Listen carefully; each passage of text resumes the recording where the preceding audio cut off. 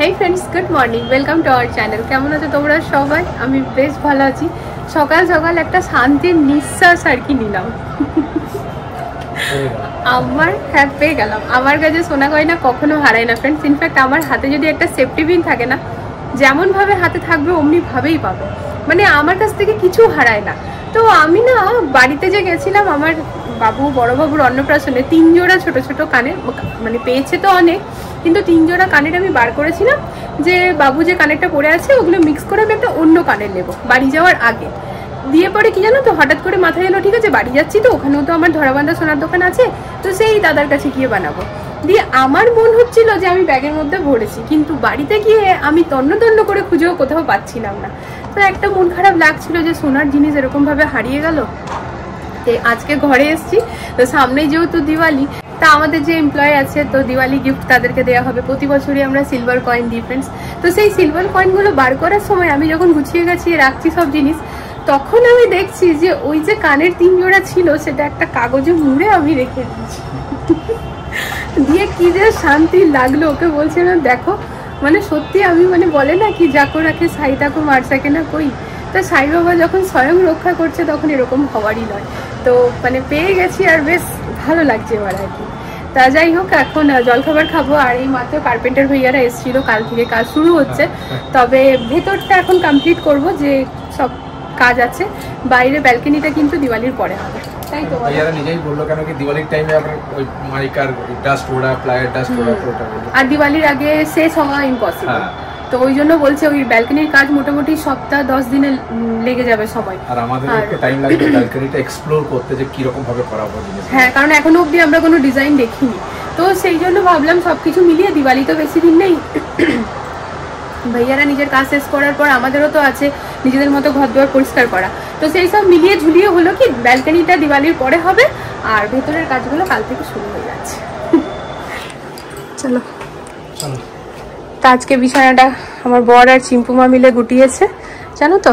আর আমি ওদিকে পরোটা বানাচ্ছিলাম। তো আজকে জল খাবারে হবে পরোটা।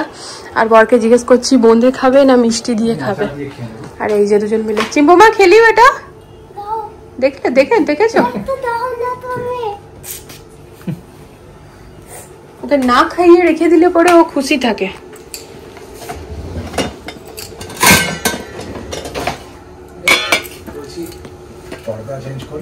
হ্যাঁ, তো এই যে ফ্রেন্ডস জল দিয়ে দাও। তো এখানে নিয়েছি ক্ষীরকদম, তার সাথে পরোটা, তার সাথে হচ্ছে হিং আমের আচার। আমি সকালবেলায় পরোটাই করেছি, তরকারি কিছু করতে পারিনি ফ্রেন্ডস। তার কারণ হচ্ছে ঘুম থেকে উঠেছি সকাল 9টার সময়। তারপর ফ্রেশ হয়ে আর কি করতে করতে প্রায় 10টা বাজছিল। আর বরের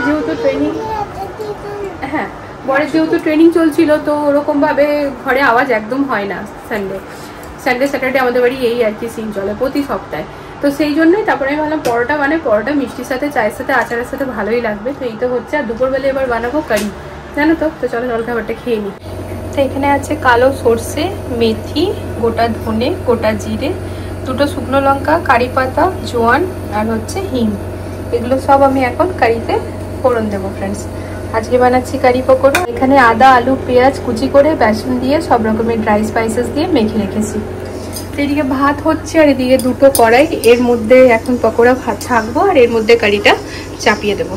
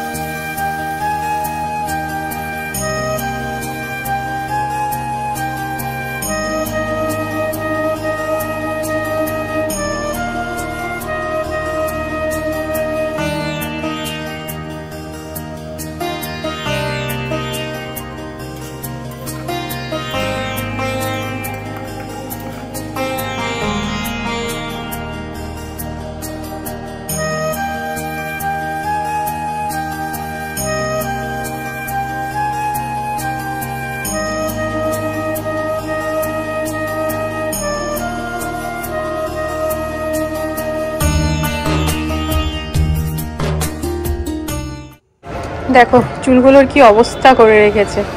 আবার বলে মা আমার হাঁটু অবধি চুল কখন হবে। তো এই যে মেয়ের মাথায় তেল লাগাবো ফ্রেন্ডস, তো এখানে এই যে ও নিজেই টুল নিয়ে এসছে। আর এই ট্রলিগুলো না এখন একটুখানি ক্লিন করে নেবো, মানে উপর থেকে মুছে নেবো, তারপর এগুলো সব রেখে দেবো। হয়েছে তো কারি আর কারি চাওয়াল আর কি আজকের খাবার। চম্পক মা খেতে বসে গেছে। কারির স্মেল যেই পেয়েছে, মা কারির স্মেল আসছে, জলদি খেতে দাও, দারুণ হয়েছে। 3 দিন ধরে বাড়ি থেকে আসার পর থেকে কারি খাবো কারি খাবো, আজ ফাইনালি করে দিয়েছি ফ্রেন্ডস। এবারে পিৎজা খাবো। যাই হোক চল মেখে তেলটা লাগিয়ে দিই। ও বাবা, মাথায় তেল না নিলে না বেটা চুল বাড়বে না। এতটা চুলছে।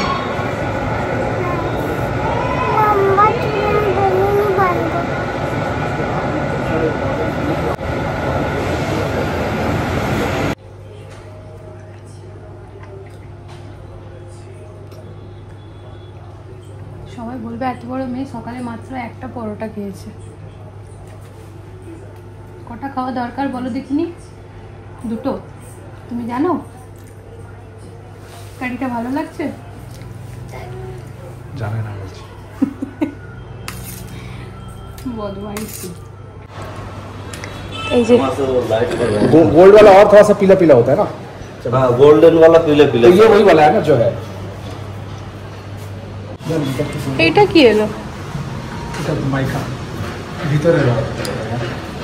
অ্যাকোয়ারিয়ামটার ওটার ভেতরে? না অ্যাকোয়ারিয়ামটা না। তাহলে কিচেনটার পেছনটা হোয়াইট নরমালটা জান ভিতরে আছে না পেছনটা ফ্রিজের ওখানটা।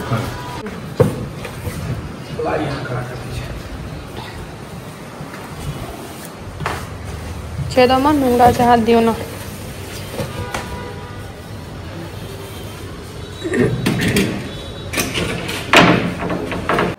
এই যে জিনিসপত্র আসছে ফ্রেন্ডস, কাল থেকে কাজ শুরু হবে। লাঞ্চ হয়ে গেছে, একটুখানি বসি, আর পাচ্ছি না। উফ, ট্রলিগুলো ওইদিকে ক্লিন করতে হবে, তারপর আজকে শ্যাম্পু করবো। সকালে একবার স্নান করেছি, মাথায় তেল লাগিয়েছি। তুমিও মাথায় তেল লাগিয়েছো?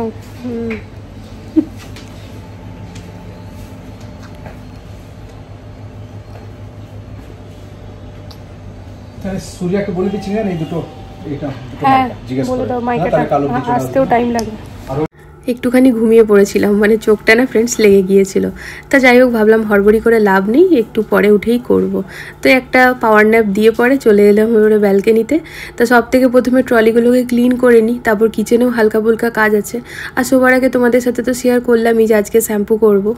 আসলে এদিকে এতটাই সর্দি কাশি জ্বর বারবার হয়ে যাচ্ছে না যে মাথায় জল ঢালতেও ভয় লাগছে। আর কি জানো তো ফ্রেন্ডস, আমি না কোনো রকম ড্রায়ার স্ট্রেটনার এগুলো না মানে চুলের মধ্যে চালাতে চাই না, কারণ তাতে চুলের গোড়া কমজোর হয়ে যায় আর চুলগুলো ড্যামেজ হয় আস্তে আস্তে। বাবুর অন্নপ্রাশনও আমি কোনো রকম ড্রায়ার কিন্তু চালাতে দিইনি বা কোনো রকম স্ট্রেটনার কিচ্ছু করতে দিইনি, কারণ আমি জানতাম যে তারপর আমি ব্রাইডাল সাজবো। আর আজকে বলো তো আমার মধ্যে কি কিছু চেঞ্জ তোমরা দেখতে পাচ্ছ? আমি নেক্সট ব্লগে বলবো, তোমরা আমাকে কমেন্ট করো কি চেঞ্জ দেখতে পাচ্ছ। আজকে একটা নতুন জিনিস হয়েছে, আর তোমাদেরকে হিন্টস দিয়ে দিচ্ছি, এই চেঞ্জটা কিন্তু আমার ফেস দিয়ে, ঠিক আছে, ফেসের মধ্যেই আছে। তো আমি অনেক দিন ধরে একই রকম পড়েছিলাম, আজকে চেঞ্জ করে পড়েছি, তোমরা কমেন্টে জানিও তো। সেই দুর্গাপুজো থেকে মেয়েরা পিৎজা খেতে চাইছে, আর মায়ের ওখানে না ফ্রেন্ড সত্যি কথা বলতে, মানে মায়ের ওখানে বলতে ওয়েস্ট বেঙ্গলে রোল, চাও, মোগলাই, কাটলেট এগুলোই যেন বেশি টেস্ট। তা ওখানেও ডমিনোস থেকে পিৎজা চলে আসে, কিন্তু না ঠান্ডা হয়ে যায় একদম, আর ওটা টেস্ট থাকে না। আর বুঝতেই পারছো পিৎজার তো কোনো কম দাম না, ওই দাম দিয়ে খাবার কিনে একেবারে ঠান্ডা ওই চিমড়ের মতো হয়ে যায়, মানে ভালো লাগে না খেতে। তাতে না মানে মনে হয় যেন টাকাটা নষ্টই হলো। মেয়েদেরকে বলেছিলাম চলো দিল্লি চলো, তারপর গিয়ে পিৎজা খাওয়াবো। তা কারবা চৌথের দিন যে আমরা মিল নেশন গিয়েছিলাম, সেদিন কিন্তু আমাদের আগের থেকেই ফ্রাইডে বলে পিৎজা খাওয়ার প্ল্যান ছিল। তা যেহেতু বাকি ভাইয়া ভাবিরা বললো যে তারাও ডিনার করবে, তা তাদের কথা মতোই আর কি মিল নেশনে চলে গেলাম। আর সব থেকে বড় কথা চিম্পুমা পারমিশন দিয়েছিল যে হ্যাঁ মা ঠিক আছে, পিৎজা নয় 2 দিন পরে খাবো। তো সেই জন্য সেদিন ওই মিল নেশনে গিয়েছিলাম, তবে সেখানকার খাবারও অসাধারণ ছিল।